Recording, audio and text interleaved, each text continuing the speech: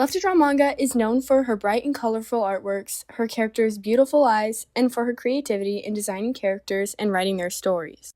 The artist, also known as Rebekah Ann, is so talented and has so many unique styles, including her digital painting style. And I haven't seen very many videos or tutorials on how to draw like her. So that's why I started working on the style study. That being said, because Love to Draw Manga has so many different art styles, I'm going to focus on not one, but two of her art styles. And to make sure I give you accurate information, I've spent hours and hours of time watching her videos, studying her illustrations, and reading the many books she has published. Now let's dive into the study. So the first thing I did was I studied one of her artworks just to get a feel for everything, and next came the more time-intensive work. But anyway, two styles I decided I was going to focus on were her chibi elf style and her regular or original style. And first, because her eyes are like the main part of her styles, I redrew an eye in each of these styles and took notes as I broke down the process. And I put all the notes and resources that went into making this video in a Google Drive, so if you want to check that out, just click the link in the description. Anyway, I also plan to talk about the exact materials and tools Love to Draw Manga uses. But first, let's get into her art process. So, of course, first she'll always start with a rough sketch to map out what she wants, and then a cleanup sketch.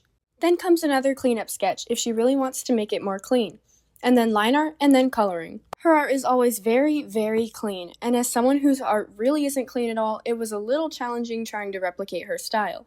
But here are a few things I did to make things smoother. So the first and easiest thing you can do is to increase the stabilization on your brush.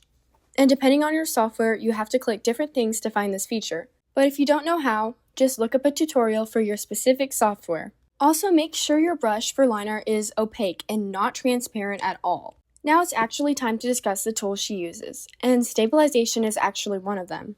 From observing her videos and watching her draw on them, I know she uses layer modes a lot for the coloring part. And for finishing effects, she likes to use Gaussian blur. And I don't think she always uses this, but she definitely uses Clip Studio assets every now and then for brushes and backgrounds. And I know for some softwares like Procreate, you can look up free brushes or assets for it if you don't have Clip Studio.